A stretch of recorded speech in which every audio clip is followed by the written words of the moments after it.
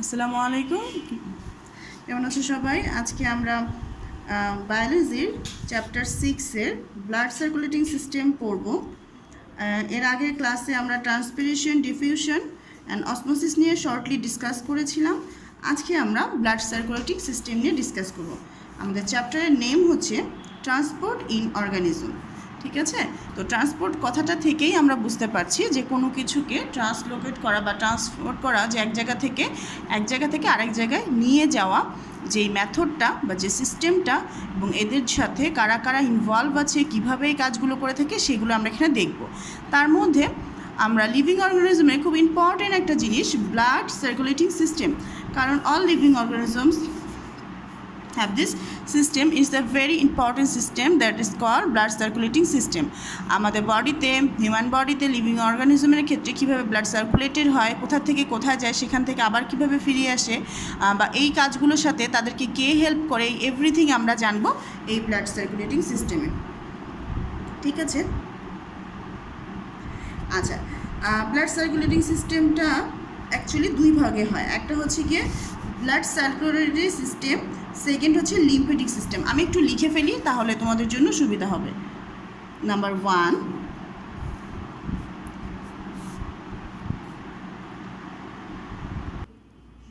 ঠিক আছে, তো আমরা দেখতে পাচ্ছি ব্লাড সার্কুলেটিং সিস্টেমের মধ্যে আরও কিছু পয়েন্ট এখানে আমি ইনক্লুড করেছি, যেগুলো আমি তোমাদেরকে এখন বুঝিয়ে দিব, এবং লিম্ফেটিক সিস্টেমের মধ্যেও কিছু পয়েন্ট ইনক্লুড করেছি, যেটা আমি বুঝিয়ে দিব। আচ্ছা, প্রধানত আমাদের ব্যাপারটা আসছে যে ব্লাড সার্কুলেটিং সিস্টেমের সাথে কারা কারা ইনভলভ বা জড়িত আছে। ঠিক আছে, তো ব্লাড সার্কুলেটিং সিস্টেম প্রথমত দুইভাবে হয়ে থাকে। এক, blood circulating system, totally blood circulating system একটা পার্ট, এবং another part is lymphatic system. Lymph node, lymph duct, এই ধরনের যে পার্টগুলো আছে সেটা লিম্ফেটিক সিস্টেম হিসেবে এইটা ব্লাডকে সার্কুলেট করে থাকে। আচ্ছা, তো এখানকার মেইন যে প্রধান অংশটা সেটা হচ্ছে গিয়ে ক্লাস 9-এর সিলেবাস অনুযায়ী বা তোমাদের টেক্সট বুকের রিড অনুযায়ী আমরা এই পার্টটাকে এখানে ডিটেলস ডিসকাশন করব। ব্লাড সার্কুলেটিং সিস্টেমকে আমরা ডিটেলস ডিসকাশন করব। অ্যান্ড লিম্ফেটিক সিস্টেমটা we have to know about this system, but we can details read on this part in your class. কারণ আমরা এই ক্লাসে এখনই এটা সম্পর্কে ডিটেলস পড়বো না, বা আমাদের এখানে এতটা ডিটেলস এখানে এলাবোরেট করে ডিসকাশন নেই। অনলি আমরা এই টপিকগুলো সম্পর্কে জানবো বা আইডিয়া রাখবো যে লিম্ফেটিক সিস্টেম আরেকটা ওয়ে, যেই ওয়েতে ব্লাড সার্কুলেটিং সিস্টেম করে থাকে। ক্লিয়ার? তো আমি এই জন্য এটা একটু ডিটেলস বলছি, এবং এটা আমি জাস্ট একবার করে আমি বলে দেবো পার্টগুলো। তো আসছে ব্লাড সার্কুলেটিং সিস্টেমের মধ্যে কারা কারা এটার সাথে হেল্প করছে বা এটার সাথে ইনভলভ রয়েছে। তো প্রথমেই আমরা দেখতে পাচ্ছি হার্ট। হার্টের কথা আমরা সবাই জানি, হার্ট কীভাবে পাম্প করে। হার্টের প্রধান কাজ হচ্ছে ব্লাডকে পাম্প করা এবং ব্লাডকে পিউরিফাই করা। ঠিক আছে, তো আমরা চ্যাপ্টার 8-এ পড়েছি কিডনিও ব্লাডকে পিউরিফাই করছে, কিন্তু ওটা একটা আলাদা মেথড, এটা একটা আলাদা মেথড। ক্লিয়ার? তো এই চ্যাপ্টারে আমরা দেখব হার্টের সাথে ব্লাড কীভাবে পাঞ্চ করছে, সেটা একটা ব্যাপার রয়েছে। দেন রয়েছে একটার সাথে একটা involve arteries, veins and the capillaries. ঠিক আছে, একটার সাথে একটা এরাই কী করছে, মেইনলি ব্লাডটাকে সার্কুলেটেড করছে ফুল বডিতে। ওকে, আসছে লিম্ফেটিক সিস্টেমে। Lymphatic node. লিম্ফ বলতে আমরা পড়েছিলাম যে ব্লাডের মধ্যে একটা ইয়েলোইশ একটা লিকুইড থাকে, যেটা খুবই একদম লিকুইড একটা পোর্শন ব্লাডের মধ্যে, সেটাকে আমরা লিম্ফ বলি। তো লিম্ফের মধ্যে লিম্ফেটিক কিছু গ্ল্যান্ড রয়েছে, আলাদা কিছু ডাক্ট রয়েছে, সেটাই হচ্ছে গিয়ে লিম্ফেটিক সিস্টেমের মধ্যে পড়ে। ঠিক আছে, তার মধ্যে হচ্ছে লিম্ফেটিক ডাক্ট অ্যান্ড ল্যাকটাস, এরাই হচ্ছে কি লিম্ফেটিক সিস্টেমের মধ্যে ব্লাডকে সার্কুলেটিং করতে এই 3টা পোর্শন হেল্প করে থাকে। ক্লিয়ার? আসছি, তো আমরা যখন হার্ট, আর্টারি অ্যান্ড ভেইন কীভাবে ব্লাডকে সার্কুলেট করে থাকে, এটা যখন আমরা ডিটেলসে এই ক্লাসে পড়ব, সেক্ষেত্রে আমাদেরকে ব্লাড সম্পর্কে একটু ডিটেলস জানতে হবে, যে ব্লাডের মধ্যে কী কী এলিমেন্টস রয়েছে, ব্লাডের কয়টা মেইন এলিমেন্টস দিয়ে ব্লাডের কর্পোরেটসগুলো থাকে, ব্লাডের আর কি ফাংশন রয়েছে, everything we have to know. তো আমি এখন ব্লাড নিয়ে ডিসকাস করব। ওকে, আচ্ছা, তো আমি ব্লাডের ক্লাসিফিকেশনটাকে সুন্দর করে সাজিয়ে নিয়ে এসেছি তোমাদের জন্য। আমি তোমাদেরকে বুঝিয়ে দিচ্ছি। ব্লাড যেটা হিউম্যান বডিতে লিকুইড কানেকটিভ টিস্যু হিসেবে পরিচিত। অ্যান্ড আমরা যদি এটা ডেফিনিশন বলি, liquid connective tissue is call blood. ঠিক আছে, আমরা চ্যাপ্টার 2তে পড়েছিলাম কানেকটিভ টিস্যু সম্পর্কে, তোমাদের মনে আছে হয়তো। সো আমি এখানে আর কানেকটিভ টিস্যু সম্পর্কে আর বেশি কিছু ডিসকাস করব না। আচ্ছা, আসছি যে ব্লাডকে আমরা বলছিলাম যে 2 ভাগে ভাগ করা যায়। তো ব্লাডের মেইন যে উপাদানটি বা যেটি সবথেকে বেশি পরিমাণ থাকে সেটির নাম হচ্ছে গিয়ে প্লাজমা, ব্লাড প্লাজমা। ঠিক আছে, আর সেকেন্ড ওয়ান যে এটা হচ্ছে গিয়ে 55% ব্লাডে থাকে, তার মানে এর অ্যামাউন্টটা বেশি, বেশি পরিমাণ ব্লাডে থাকে, সেটা হচ্ছে গিয়ে plasma. And second one is blood corpuscle which is present 45% in blood. Blood corpuscle বা ব্লাড সেল আমরা যেটাকে বলি সেটা হচ্ছে গিয়ে 45% থাকে। ওকে, অ্যান্ড ব্লাড প্লাজমার মধ্যেও কিছু এলিমেন্টস রয়েছে। মেনলি ব্লাড প্লাজমার মধ্যে ওয়াটারের অ্যামাউন্টটা সবথেকে বেশি।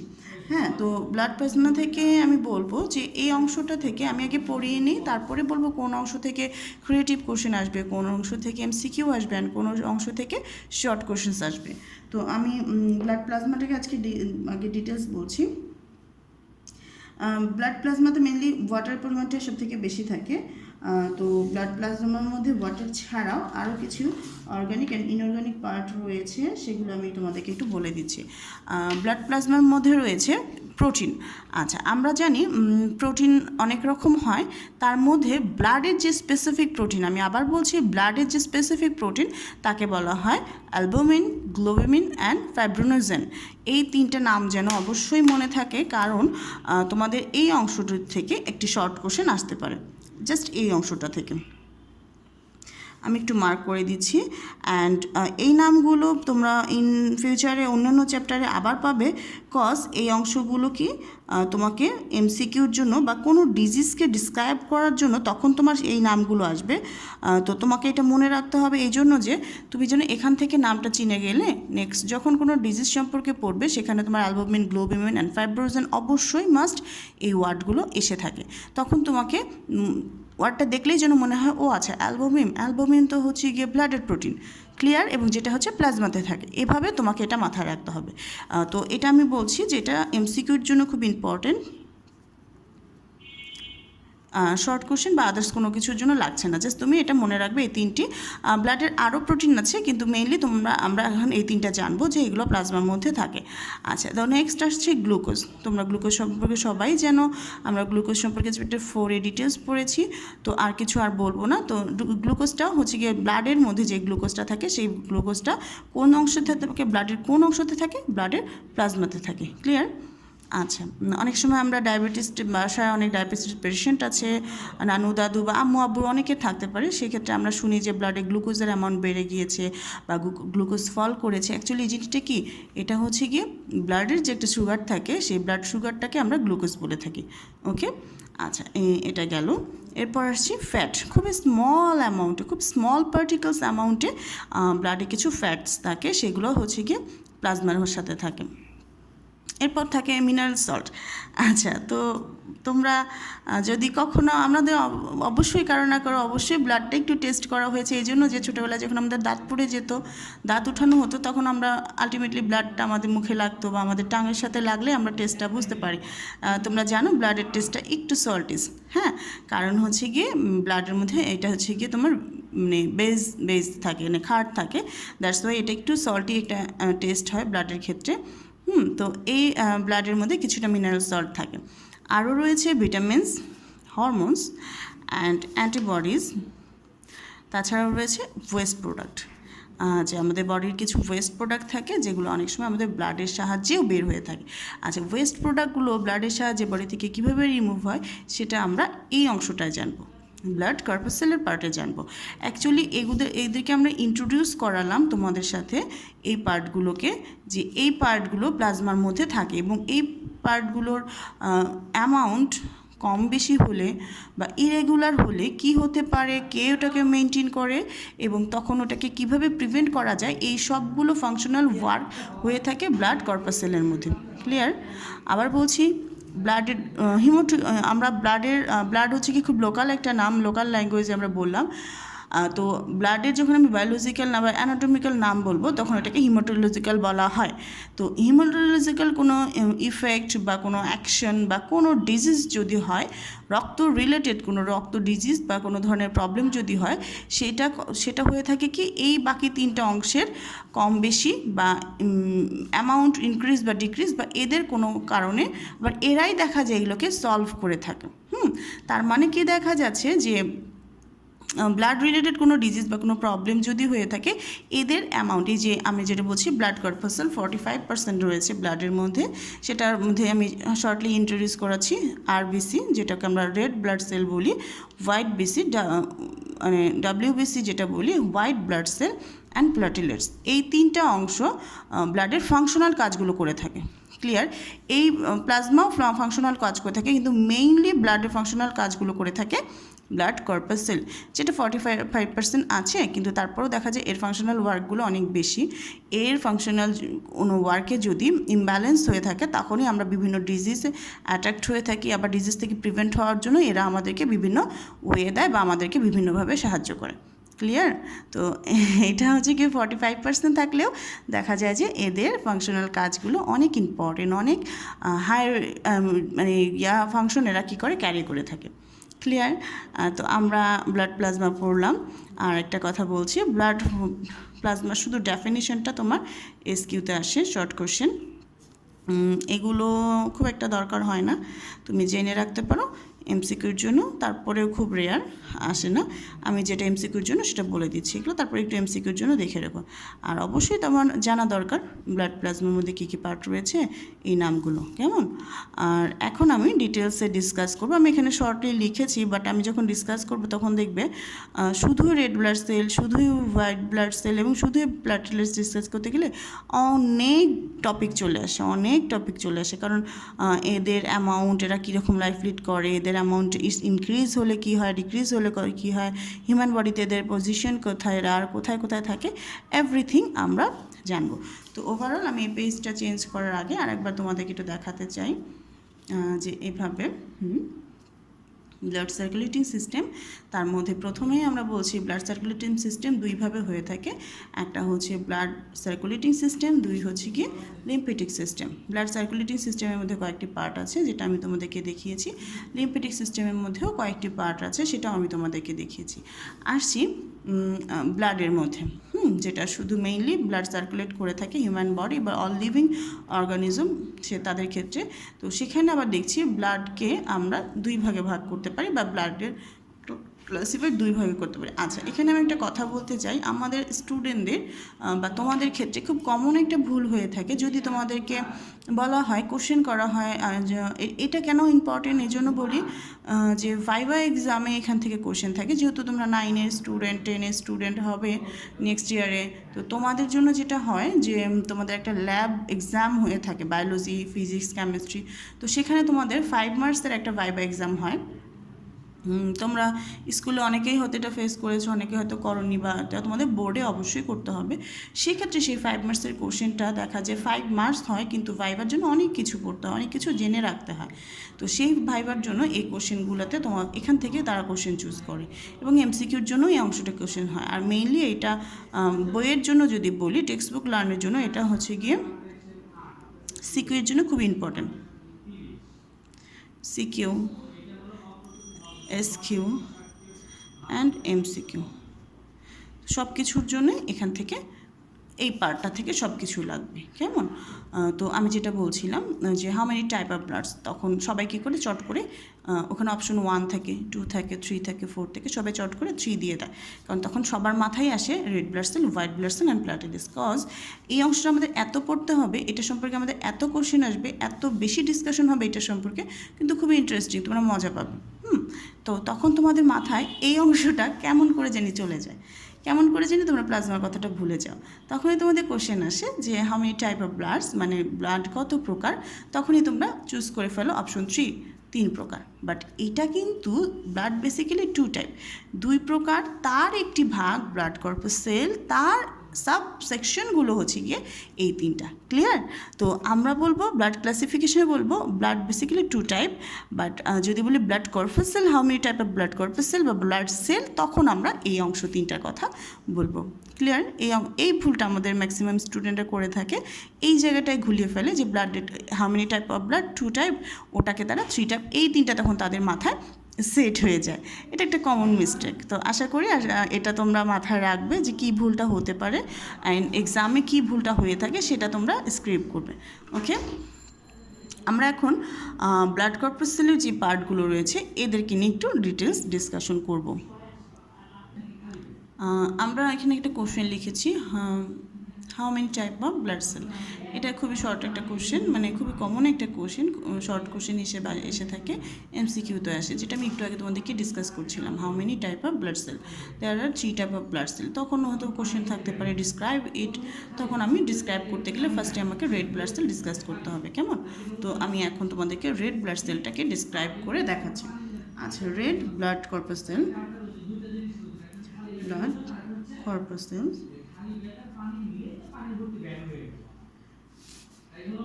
এটার আরেকটা নাম আছে অর এরিথ্রোসাইটিক্স।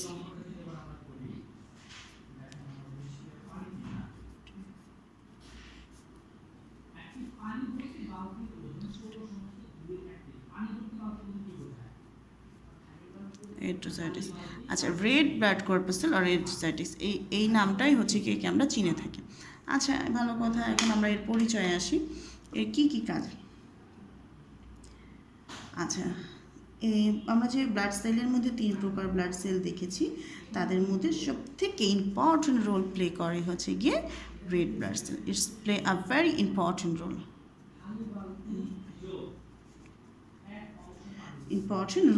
আচ্ছা, কী কী রোল সেটা আমরা এখন দেখব, একটু জানিয়ে রাখছি। এর প্রধান কাজ, মেইন ফাংশন হচ্ছে গিয়ে অক্সিজেন, আমি শর্টলি লিখছি, ট্রান্সপোর্ট করে। ঠিক আছে? আচ্ছা, আমাদের বডিতে যে অক্সিজেন ট্রান্সফার হয়ে থাকে সেটা বেসিক্যালি করে থাকে রেড ব্লাড সেল। আচ্ছা, রেড ব্লাড সেল কোথায় তৈরি হয়? এ হচ্ছে কি বেসিক্যালি প্রথমত এর লাইফ টাইম হচ্ছে 120 ডেজ, অ্যান্ড এ হচ্ছে গিয়ে তোমার কোথায় প্রডিউস হয় বা কোথায় জন্মায়, এটা হচ্ছে গিয়ে বোন ম্যারোতে। তোমরা বোন ম্যারোর কথা সবাই জানো, আমাদের হাড়ের ভিতরে খয়েরি কালার কিছু নন সলিড একটা পোর্শন থাকে। যখন এটা আমরা হচ্ছে গিয়ে যখন কোনো লেগ পিস খাই বা বোনস খাই, তখন আমরা ভিতরে দেখি ক্যালসিয়াম ছাড়াও একটা হোয়াইট পোর্শন ছাড়াও একটু রেডিশ একটা পোর্শন থাকে, নন সলিড নন লিকুইড এরকম একটা পোর্শন। তো সেটাই অ্যাকচুয়ালি বোন ম্যারো। ঠিক আছে? তো রেড ব্লাড সেল কোথায় গ্রো করে? এই হচ্ছে কি 120 দিন বাঁচে এবং বোন ম্যারোতে জন্মগ্রহণ করে থাকে। ঠিক আছে? এবং আমাদের বোন ম্যারোতে এই জন্য হচ্ছে একটু রেডিশ দেখা। আচ্ছা, তো এখানে একটা খুব ইম্পর্টেন্ট আমি ইনফরমেশন দিতে চাই, সেটা হচ্ছে গিয়ে রেড ব্লাড সেলে কোনো ধরনের গিয়ে নিউক্লিয়াস নেই। তো এটাকে কি বলা হয়? নন নিউক্লিওটাইড। এটাকে বলা হয় নন নিউক্লিওটাইড।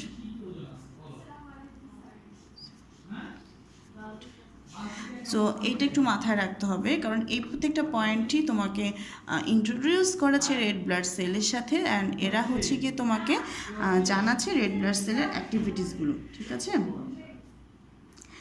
আচ্ছা, এটা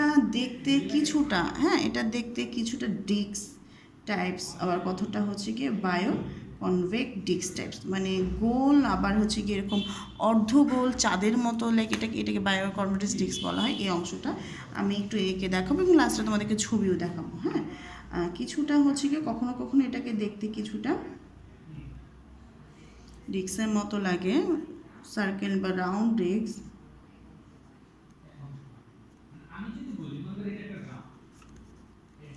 Look like circle and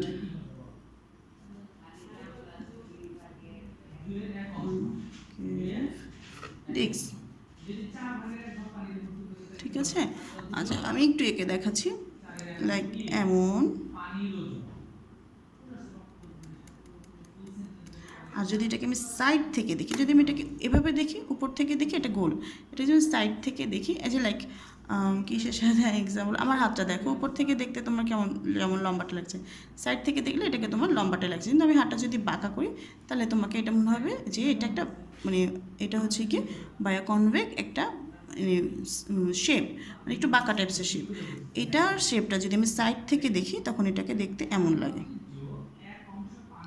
যেমন যদি এটাকে সোজা লাগা উচিত ছিল, কিন্তু এটা দেখতে বায়োকনভেটিক ডিস্ক বলতে এই জিনিসটাকেই বোঝানো হয়, অর্ধ চাঁদের মতো।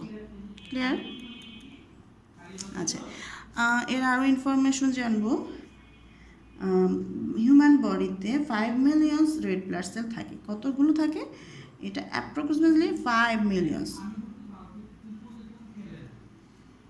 আচ্ছা, রেড ব্লাড সেল থাকে, যেটা হচ্ছে গিয়ে এটার আবার একটা মানে কীরকম লিটারে, per cubic milliliter of an adult man, মানে একটা প্রাপ্তবয়স্ক মানুষের ক্ষেত্রে পার কিউবিক মিলিলিটারে সেটা 5 মিলিয়ন রেড ব্লাড সেল পাওয়া যায়। খুব ইম্পর্টেন্ট একটা ইনফরমেশন, এটা এমসিকিউর জন্য খুব ইম্পর্টেন্ট। ঠিক আছে, প্রতিটি লাইনই ইম্পর্টেন্ট অ্যাকচুয়ালি, এটা আসলে বলা যাবে না যে এই লাইনটা ইম্পর্টেন্ট বেশি ওটা না, এরকম না। তো দেখা যায় যে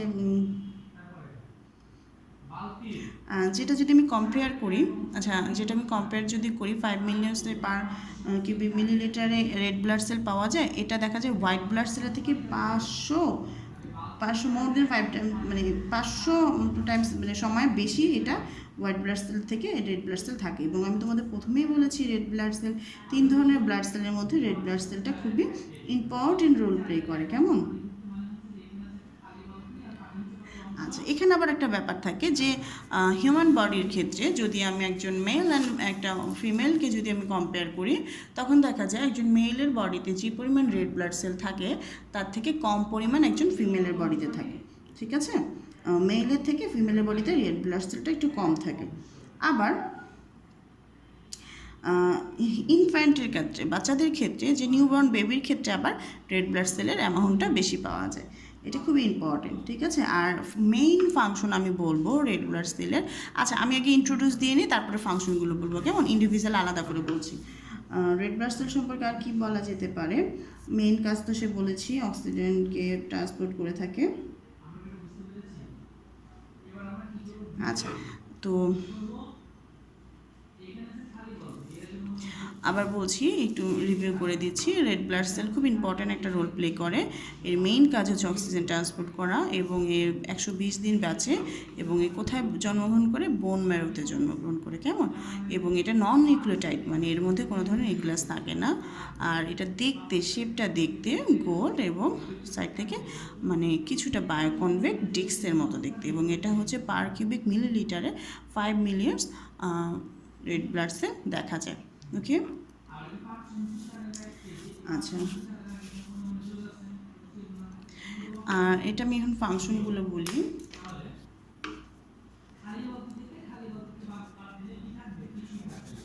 আচ্ছা, ফাংশনটা বলতে গেলে আমাকে বলতে হবে এর প্রধান কাজ হচ্ছে, বলেছিলাম অক্সিজেন ট্রান্সপোর্ট করা, অক্সি হিমোগ্লোবিন প্রডিউস করে।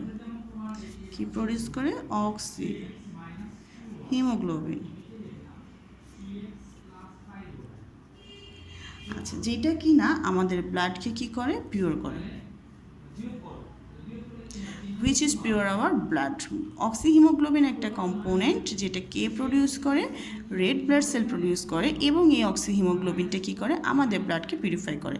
ব্লাডের মধ্যে কোনো ওয়েস্টেজ, কোনো জার্মস বা কিছু থাকে তার সাথে ফাইট করে ব্লাডকে পিওর রাখে। ঠিক আছে,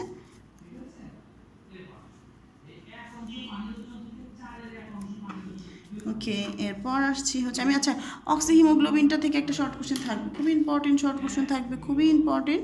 সো আমি এটা এখন একটু বলে দিচ্ছি অক্সি হিমোগ্লোবিনটা কীভাবে হয়। অক্সিজেন প্লাস হিমোগ্লোবিন একসাথে কি করে? বাইন্ড করে কি হচ্ছে? অক্সি হিমোগ্লোবিন হচ্ছে।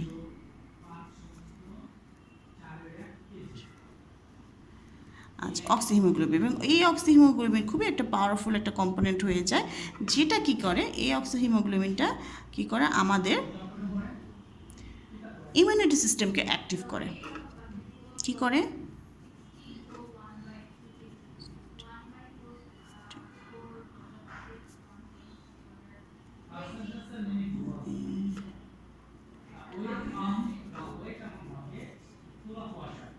ঠিক আছে, অ্যাক্টিভ আওয়ার ইমিউনিটি সিস্টেম মানে আমাদের রোগ প্রতিরোধ ক্ষমতা।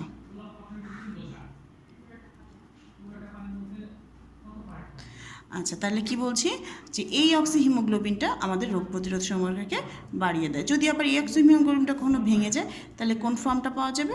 তাহলে এই ফর্মটা পাওয়া যাবে, অক্সিজেন আলাদা হয়ে যাবে, হিমোগ্লোবিন আলাদা হয়ে যাবে। আচ্ছা, এই ব্যাপারে এই অক্সিহিমোগ্লোবিন কীভাবে সেপারেট হয়, কীভাবে জয়েন্ট হয়, এটা সম্পর্কে আমরা ডিটেলস পড়বো চ্যাপ্টার 7-এ রেসপিরেটরি সিস্টেমের সাথে। ঠিক আছে, যেখানে আমরা আমাদের লাংয়ে মানে আমাদের ফুসফুসে কীভাবে অক্সিজেন এবং ব্লাড একসাথে কানেক্টেড হয়, সেখান থেকে কীভাবে পিওর অক্সিজেনটা ব্লাডে পৌঁছে যায়, যখন ওই ব্যাপারগুলো পড়বো তখন আমরা এই হিমোগ্লোবিন এবং অক্সিজেনের যে বন্ডিংটা কীভাবে ব্রেকডাউন হচ্ছে এবং কীভাবে এটা বন্ড করছে সেই ফর্মটা আমরা ওখানে জানবো।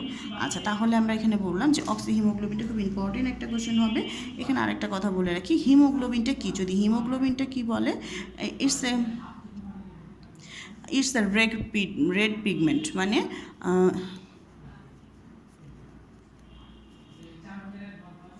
রেড পিগমেন্টটা কি? হিমোগ্লোবিন।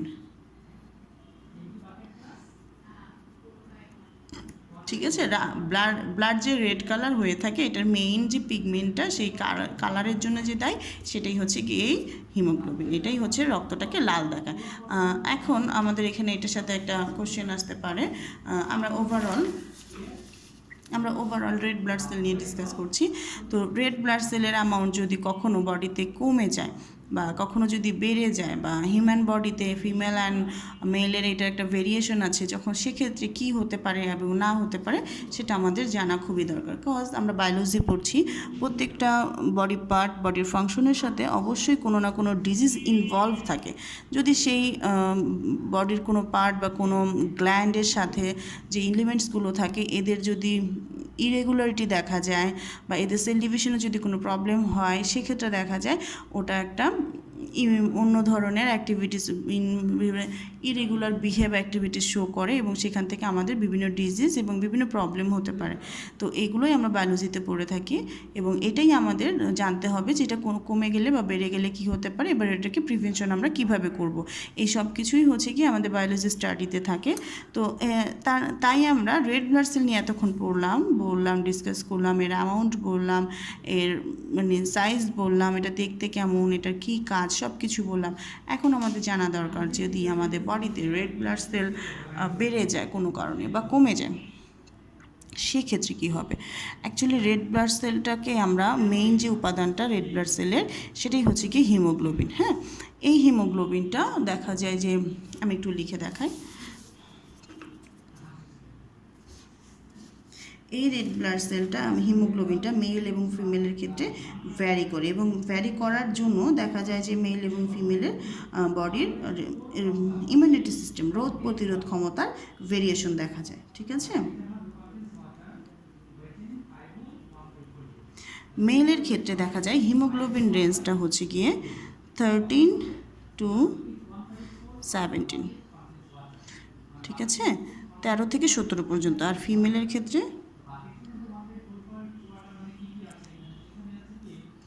11.5 to 15। দেখেছো ভেরিয়েশনটা?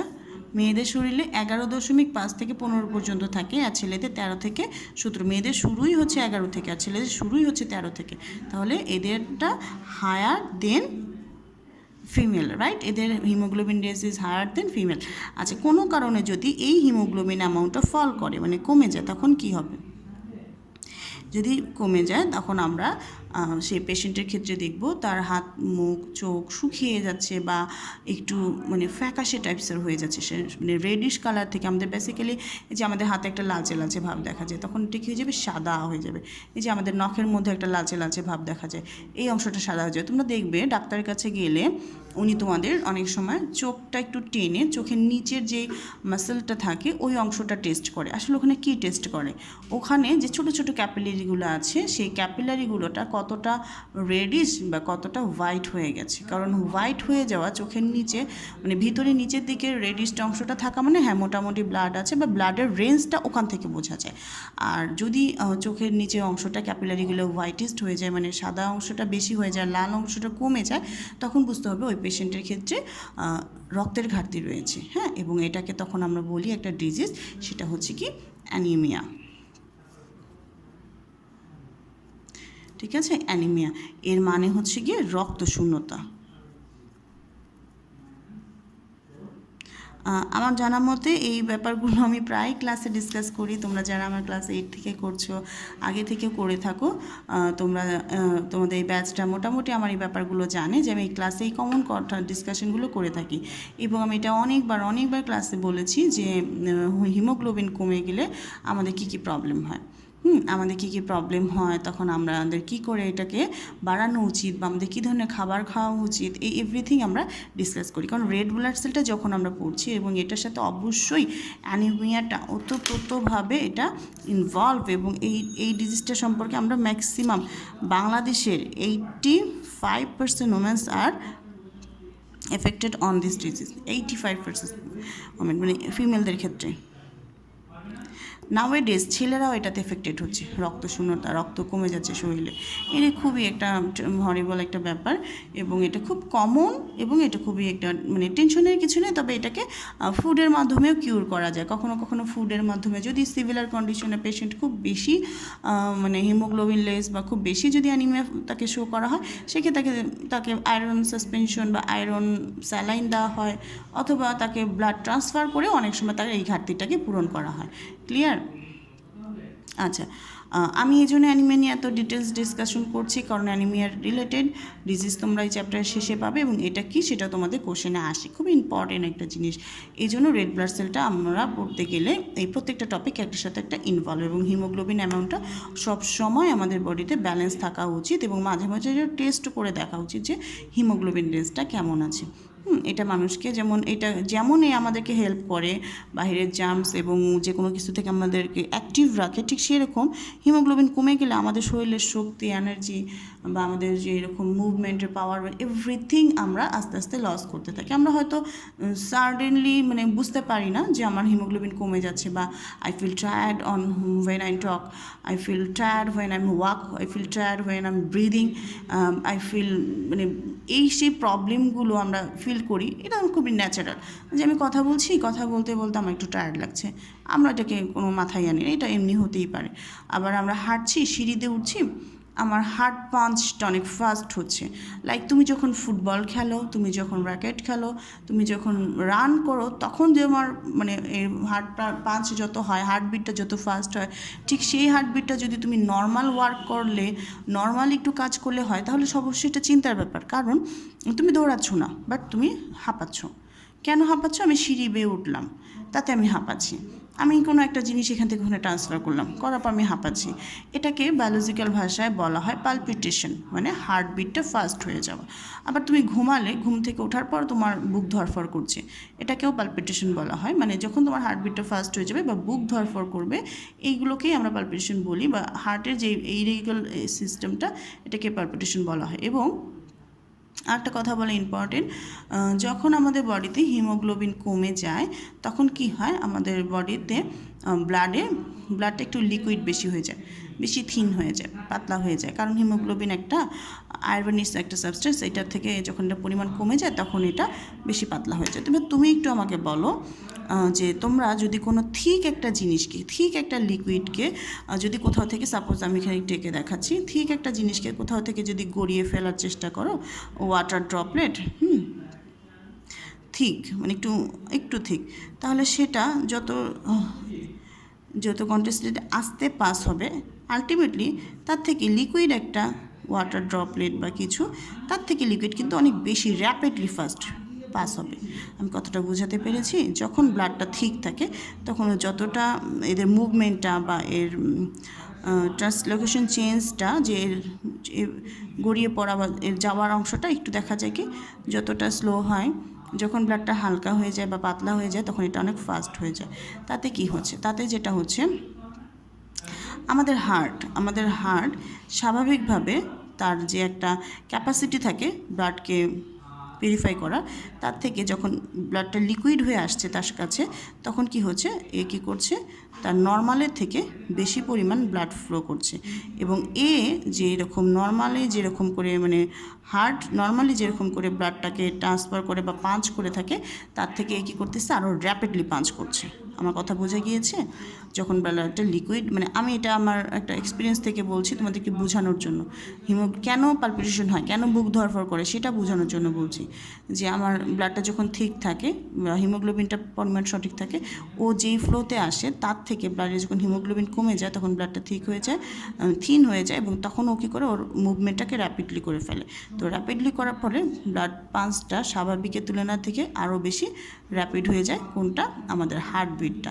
That's why we feel tired, we feel palpitation, sometime we hear our heartbeat. আমরা মাঝে মাঝে আমাদের হার্টবিটও শুনতে পাই। এটা যার যার পার্সোনাল ব্যাপার থেকে বুঝতে পারে যে আমি আমার হার্টবিট বুঝতে পারছি, I sound, I heard my heartbeat, এরকম ব্যাপারগুলো হয়ে থাকে। তো আমি বলবো এই ব্যাপারগুলো মেয়েদের ক্ষেত্রে খুব বেশি হয়ে থাকে।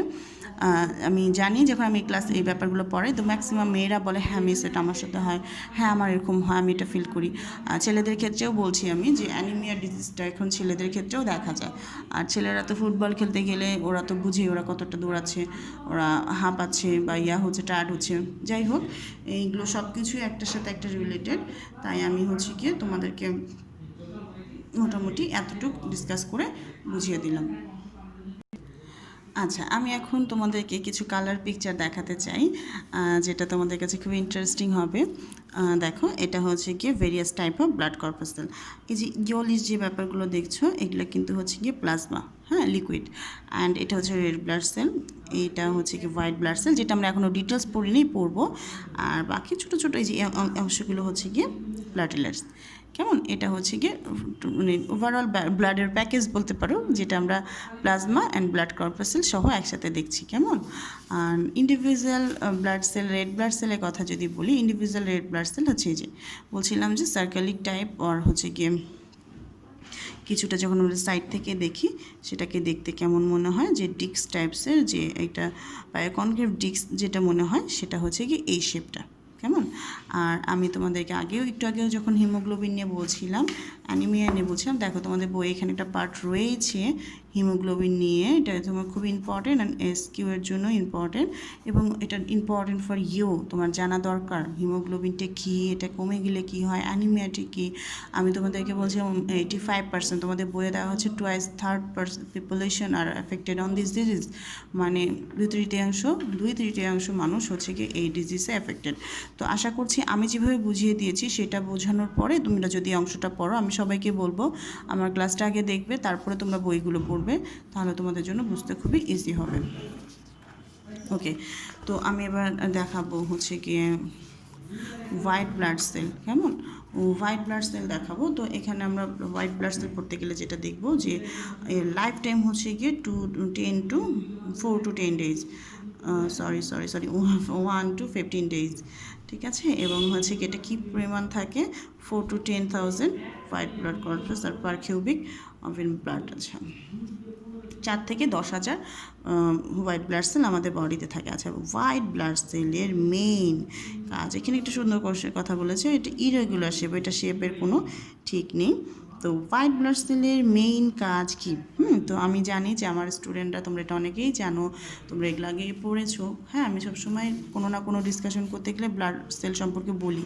এই জন্য বলি, তোমাদেরকে গতকালকে লাস্ট ক্লাসেও বলেছিলাম, ব্লাড রিলেটেড যে টপিকগুলো তোমরা যারা সায়েন্সে পড়বে, যারা তোমরা মেডিকেলে পড়বে, তোমাদের একদম অনার্স ইন্টার পর্যন্ত ইন ফিউচারে এই জিনিসগুলো লাগবে। সো এই জিনিসের প্রত্যেকটা ইচ অ্যান্ড এভরিথিং পয়েন্ট তোমাদের ক্লিয়ার থাকা উচিত, ক্লাস 9 থেকেই ক্লিয়ার থাকা উচিত। দ্যাটস ওয়াই কোনো না কোনো টপিকের সাথে আমি অবশ্যই ব্লাড রিলেটেড ডিসকাশন করি, ডিজিজগুলো জানাই। যাই হোক, তো হোয়াইট ব্লাড সেলকে ব্লাডের গার্ড বলা হয়।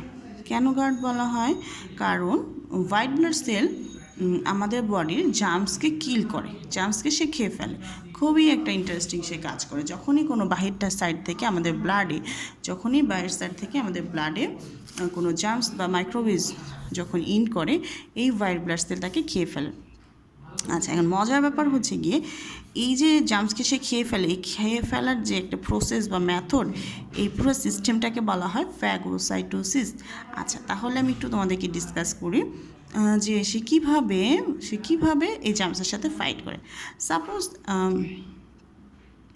সাপোজ এটা হচ্ছে গিয়ে তোমার একটা হোয়াইট ব্লাড সেল ইরেগুলার, এই বডিটা, এবং এটা একটা জার্মস। তো ও কী করে, জার্মসের দিকে যায় এবং বডির মধ্যে একটা ক্যাভিটি ক্রিয়েট করে এই জার্মসটাকে তার বডির ভিতরে নিয়ে যাওয়ার জন্য। তো কাছে যাওয়ার পর ও কী করে, ওকে বডির ভিতরে ঢুকে এই দেখো এই পাশ থেকে সে লক করে দিল, এই জায়গাটা বোঝা যাচ্ছে, সেখানে লক করে দিল, দেখো দিস ইজ লক। আর এটা ছিল ওপেন, মানে সে ক্যাভিটি তৈরি করছে ওকে ভিতরে নিয়ে আসার জন্য। একে ভিতরে নিয়ে আসার পর একে কী করে, সম্পূর্ণটাকে চারদিক থেকে ঘিরে ফেলে, হ্যাঁ, এর যে ফাংশনটাকে, এটাকে ইনহ্যাবিট করার জন্য এটাকে ঘিরে ফেলার পরে একে আস্তে আস্তে খেয়ে ফেলে। এই যে দেখো এখানে তার এই জার্মসের ফাংশনটা টোটালি ডিস্ট্রয় হয়ে গেছে। ওকে প্রথমে চারদিক থেকে ঘিরে ফেলার পরে আমরা যেমন দেখি পেপসোডেন্ট ডিসুম করে মেরে ফেলে, ঠিক সেরকমই এই জার্মসটাকে সে ডাইজেস্ট করে খেয়ে ফেলেছে। এরপরে দেখা যাচ্ছে এই যে নর্মাল একটা শেপ আর সাইজ, এখান থেকে দেখো এই একটা স্টেপ বাই স্টেপ আসছে। ক্লিয়ার? এই জন্য ওকে গার্ড সেলও বলা হয়। আচ্ছা, তাছাড়াও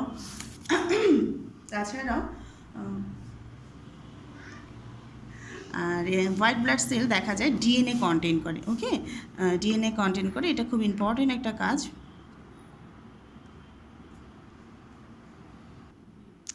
আচ্ছা, খুবই একটা মজার ওয়েতে হোয়াইট ব্লাড সেল জার্মসকে কিল করে থাকে। আমি মাঝে মাঝে স্টুডেন্টদেরকে এটাকে ভিডিও দেখেছি, খুবই ইন্টারেস্টিং লাগে। আচ্ছা, যাই হোক, এখান থেকে কোনো বিকিউ আসে না, আর আসলে খুবই রেয়ার, এবং এটা বোর্ডে আসে না, স্কুলে আসে।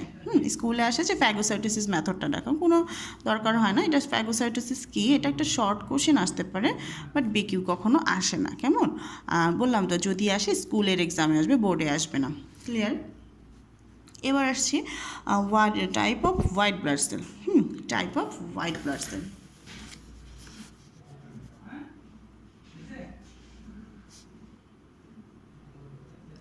এটা একটা কোশ্চেন, হোয়াইট ব্লাড সেল কত প্রকার।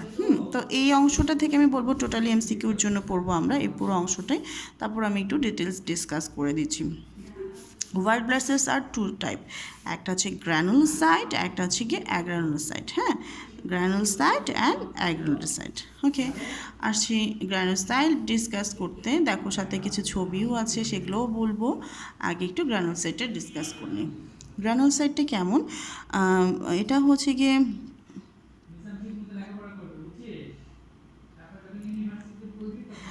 গ্র্যানুলোসাইটটা হচ্ছে গিয়ে সাইটোপ্লাজমের একটা কন্টেন্ট, এবং সেটা দেখতে হোয়াইট, এবং সেখানে কোনো ধরনের গ্রানুলস থাকে না।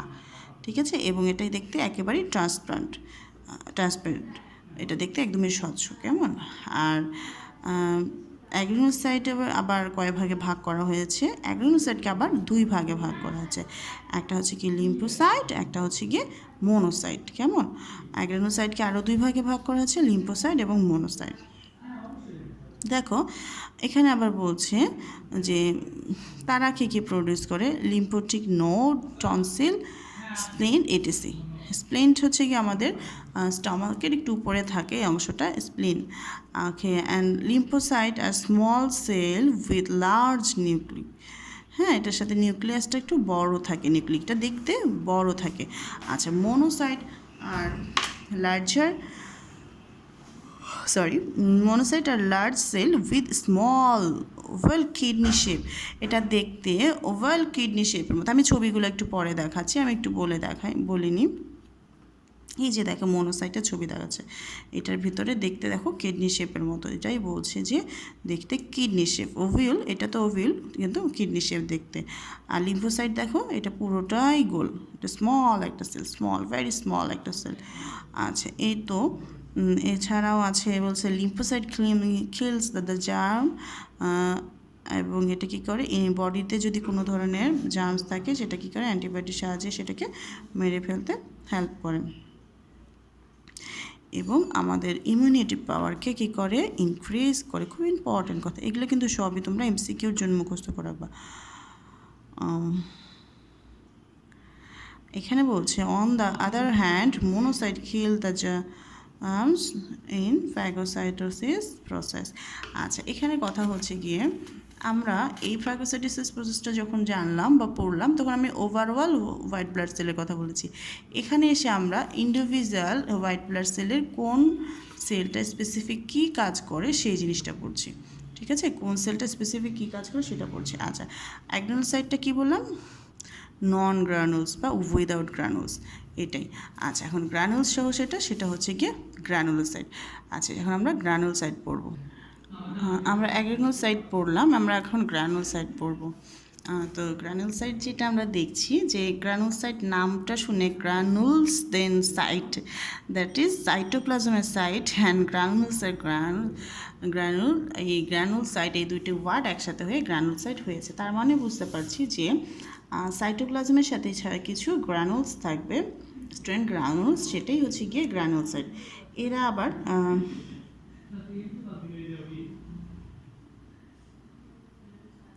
এদেরকে আবার আমরা 3 ভাগে ভাগ করতে দেখছি। গ্রানুলোসাইটস আর 3 টাইপ, কী কী, নিউট্রোফিলস, এসোনোফিলস অ্যান্ড বেসোফিলস। গ্রানুলোসাইটের এই আবার 3টি ভাগ। আচ্ছা, neutrophils kill germ in the phagocytosis process, তার মানে কি নিউট্রোফিলও ফ্যাগোসাইটোসিস প্রসেসে জার্মসকে কিল করে।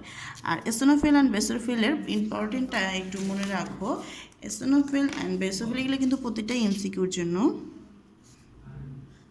এসোনোফিলস and basophils are provide allergy in our body. তার মানে হচ্ছে গিয়ে আমাদের বডিতে যখন বাহির থেকে যেন জার্ম অ্যাটাক করে বা কোনো ডাস্ট বা কোনো অ্যালার্জিক এলিমেন্ট যখন আমাদেরকে অ্যাট্রাক্ট করে তখন আমাদের ফার্স্ট যে ইফেক্টটা হয় অ্যালার্জিক ইফেক্ট হয়। এইটা কারা আইডেন্টিফাই করে, এসোনোফিল এবং বেসোনোফিলের সাথে এটা হয়।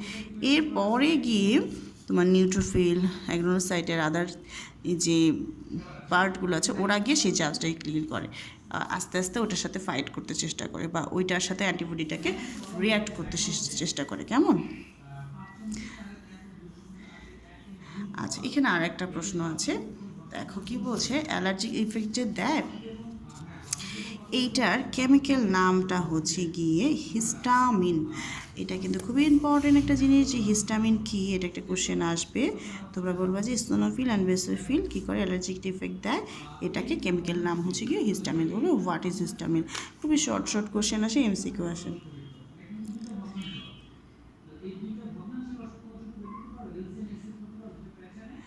আচ্ছা, এখানে আবার বলছে basophil secret heparin and inhabit blood clot formation inside the body blood vessel. খুবই ইম্পর্টেন্ট একটা কথা।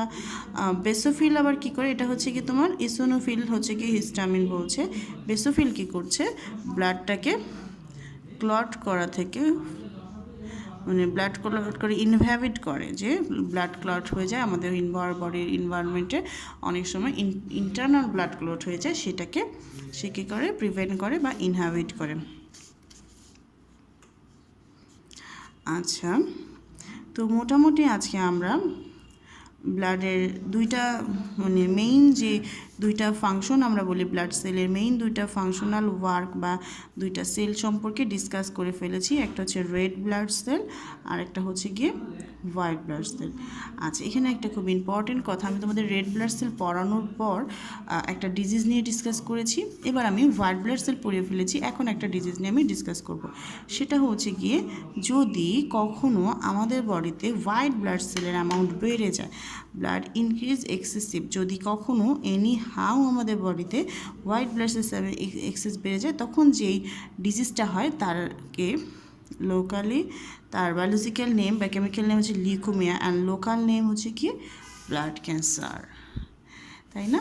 এটা তোমরা জেনে থাকবে, কারণ আমি ম্যাক্সিমামই তোমাদের এইটেও এগুলো পড়িয়েছি বা জানিয়েছি বা একটু একটু করে তোমাদেরকে আইডিয়া দিয়েছিলাম, সেগুলো এখন আমরা ডিটেলস পড়ছি। হ্যাঁ, আবার বলছি, যদি আমাদের বডিতে যে অ্যামাউন্টে হোয়াইট ব্লাড সেল থাকার কথা তার থেকে তার অ্যামাউন্ট এক্সেসিভ বা বেশি হয়ে যায়, তখন সেটাকে একটা ডিজিজে পরিণত হয়, এবং সেই ডিজিজের বায়োলজিক্যাল নেম হচ্ছে লিউকেমিয়া অ্যান্ড তার লোকাল নেম হচ্ছে গিয়ে ব্লাড ক্যান্সার। তো দেখা যায় যখন ব্লাডে ক্যান্সারটা হয় সেটা এমনভাবে ব্লাডে ছড়িয়ে যায়, তখন ওটাকে আইডেন্টিফাই করা খুবই টাফ হয়ে যায়। কারণ যদি আমাদের মানে কোনো পেশেন্টের ক্ষেত্রে কোনো স্পেসিফিক পোর্শনে স্পেসিফিক জায়গায় যদি আইডেন্টিফাই করা হয় যে এখানে তার ক্যান্সার সেলটা আছে, সাপোজ তার হাতে, পায়ে বা তার বোন মেরুতে বা তার ব্যাকবোনে, এরকম কোনো স্পেসিফিক আইডেন্টিফিকেশন করা সম্ভব হয় কিছু কিছু ক্ষেত্রে। যদি এটা ফার্স্ট স্টেজেই ধরা পড়ে, তখন আইডেন্টিফাই করা সম্ভব হয় যে হ্যাঁ, তার পায়ে বা তার হাঁটুতে বা তার ব্রেইনে, এরকম কোনো জায়গায় দেখা যায় যে ক্যান্সার সেলটাকে আইডেন্টিফাই করা পসিবল হয়। সেক্ষেত্রে কী হয়, ওই স্পেসিফিক পোর্শনে আমরা কী করতে পারি, সার্জারি বা মেডিসিন বা কেমোথেরাপির মাধ্যমে ওটাকে রিমুভ করে ফেলতে পারি ক্যান্সার সেলটাকে। কিন্তু it's very very dangerous that when cancer is attracted on blood. যখন ব্লাডে অ্যাট্রাক্টেড হয়, তখন তো ব্লাডটা কন্টিনিউসলি ফ্লো করতে থাকে, চলাচল করতে থাকে, এটা তো একটা লিকুইড জিনিস। সো এটাকে তুমি কীভাবে আইডেন্টিফাই করবে যেটা কোথায় আছে? এটা স্পেসিফিক জায়গায় কখনোই থাকবে না, এটা সবসময় কী করতে থাকবে, মুভেবল হতে থাকবে, সবসময় এটা মুভেবল হতে থাকবে। That's why it's very tough to identify blood cancer. Clear? আচ্ছা, তারপরে বলছে যে হোয়াইট ব্লাড সেলকে গার্ড হিসেবে বলা হয়, কারণ হচ্ছে কি হোয়াইট ব্লাড সেল জার্মসকে কিল করে থাকে, এই ডিস্ট্রয় জার্মস, এই জন্য বলা হয়, এবং যে প্রসেসে করে থাকে সেটাকে বলা হয় ফ্যাগোসাইটোসিস প্রসেস। তাহলে হোয়াইট ব্লাড সেলে আমরা কয়েকটা জিনিস জানলাম, যে হোয়াইট ব্লাড সেলের মেইন কাজ হচ্ছে কি জার্মসকে কিল করা, এবং যেই প্রসেসে জার্মসকে কিল করে সেই প্রসেসকে বলা হয় ফ্যাগোসাইটোসিস প্রসেস। এরপরেও হোয়াইট ব্লাড সেলকে টু টাইপ ডিভাইড করা হয়, একটা হচ্ছে গ্র্যানুলোসাইট, একটা হচ্ছে অ্যাগ্রানুলোসাইট। গ্র্যানুলোসাইট সেটা যেটার মধ্যে কোনো ধরনের গ্র্যানুলস থাকে না, আর অ্যাগ্রানুলোসাইট সেটা যেটার মধ্যে গ্র্যানুলস থাকে সাইটোপ্লাজমের সাথে। কেমন? দ্যাটস ওয়াই এটাকে এভাবে ভাগ করা যায়। আচ্ছা, এবার বলছি, আমি অ্যাকচুয়ালি চাচ্ছি যে তোমাদের লেসনটা খুব বেশি না করতে, এলিভেট না করতে, কারণ আমাদের প্রত্যেকটা জিনিস একটা স্টেপ বাই স্টেপ যাওয়া উচিত।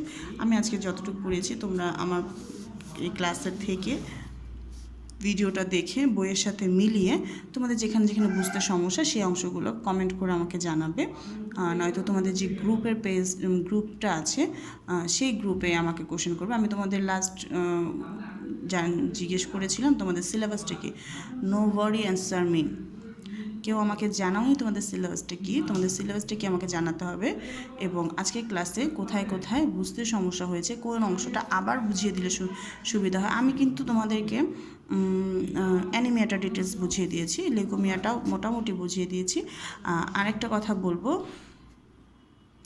লিউকেমিয়ার মেইন যে ব্যাপারটা ঘটে সেটা হচ্ছে গিয়ে হোয়াইট ব্লাড সেলের কাজ কী। হোয়াইট ব্লাড সেলের কাজ হচ্ছে গিয়ে জার্মসকে কিল করা। যখন লিউকেমিয়ার অ্যামাউন্ট স্বাভাবিকের থেকে বেড়ে যাচ্ছে, এক্সেসিভ হয়ে যাচ্ছে, তখন সে নর্মাল জার্মসগুলো, আমাদের তো সবসময় জার্মস অ্যাটাক করে না আমাদের বডিতে, বা সবসময় আমাদের জার্মস থাকে না, ও কী করছে, আমাদের জার্মসকে তো কিল করছে, সাথে সাথে আমাদের অন্য ব্লাড সেলকে ও খেয়ে ফেলছে। ও তখন আর শুধু জার্মসকে আইডেন্টিফাই করছে, যখন ওর পরিমাণ বেড়ে যাচ্ছে, যখন ও স্বাভাবিক যখন থাকছে, তখন সে শুধু জার্মসকে কিল করছে, এবং 10 থেকে 15 দিনের মধ্যে 5 থেকে 15 দিনের পর সে মারাও যাচ্ছে, আবার নতুন করে প্রডিউস হচ্ছে। কিন্তু যখন এক্সেসিভ অ্যামাউন্ট বেড়ে যায়, তখন তার গ্রোথটাকে, রিপ্রোডাকশনটাকে কন্ট্রোল করা যায় না, এবং যখন কন্ট্রোল করা যায় না তখন সে এত বেশি বেড়ে যায় যে তখন আমাদের শরীরে নর্মাল ব্লাড সেলকেও সে খেয়ে ফেলতে থাকে। তাহলে আলটিমেটলি কী হয়, নর্মাল ব্লাড সেলকে খেয়ে থাকলে কী হবে, আমাদের বডিতে ব্লাডলেস হয়ে যাবে, আমাদের ব্লাড কমে যাবে। এই ধরনের পেশেন্টের ট্রিটমেন্টটা খুবই কস্টলি হয়, খুবই হচ্ছে গিয়ে তোমার এক্সপেন্সিভ হয়, এত বেশি বডি থেকে ব্লাড চলে যায়, আবার বডিতে নতুন করে ব্লাড দিতে হয়, কিন্তু নতুন করে ব্লাড দিলেও সেই ব্লাডগুলো ইনপিওর হয়ে যাচ্ছে। তো তার ক্ষেত্রে পেশেন্ট হচ্ছে তার ইমিউনিটি সিস্টেম টোটালি লস করে, তার টোটালি ইমিউনিটি সিস্টেমটা লস হয়ে যায়। সেক্ষেত্রে পেশেন্টকে বাঁচিয়ে রাখা বা পেশেন্টকে কিওর করা একটু টাফ হয়ে যায়। কিন্তু খুব কমই দেখা গেছে যে লিউকেমিয়া বা ব্লাড প্রেশার ক্যান্সার থেকে পেশেন্ট রিকভার হয়ে ফিরে এসেছে, খুব কম দেখা গেছে। একেবারে যে সে ফিরে আসতে পারে না তাও না, আবার যে ম্যাক্সিমাম ফিরে আসছে তাও না। কেমন? এই জন্য এটা একটু রিস্কি একটা ক্যান্সার খুব রিস্কি একটা ডিজিজ। এই জন্য হচ্ছে কি হোয়াইট ব্লাড সেলের অ্যামাউন্টটা সবসময় বডিতে ব্যালেন্স থাকা উচিত। It's very important. এই হচ্ছে গিয়ে ব্যাপার। তো আমি আশা করব যে তোমরা আমাকে টেক্সট বলো, গ্রুপে টেক্সট বলো, আর যে ভিডিওটা স্যার আপলোড করবেন তখন তোমরা কমেন্টস করে কোন কোন জায়গাগুলো বুঝতে অসুবিধা, কোন কোন জায়গাগুলো আবার বুঝিয়ে দিতে হবে একটু ডিটেলস আমাকে টেক্সট করে রেখো। ইনশাআল্লাহ আমি নেক্সট ক্লাসে ওই কমেন্টের যে প্রবলেমগুলো থাকবে সেগুলো সলভ করব। কেমন? কজ হচ্ছে তোমাদের ক্লাসগুলো নিচ্ছিলাম, অনেক নেটওয়ার্কের প্রবলেম হচ্ছিল, তো আমার মনে হচ্ছে এভাবে ক্লাসটা নিলে আমি ক্লাসটা কমপ্লিট করে দিলাম, তারপর ওখান থেকে তোমরা প্রবলেমগুলো আমাকে জানিয়ে দিলে।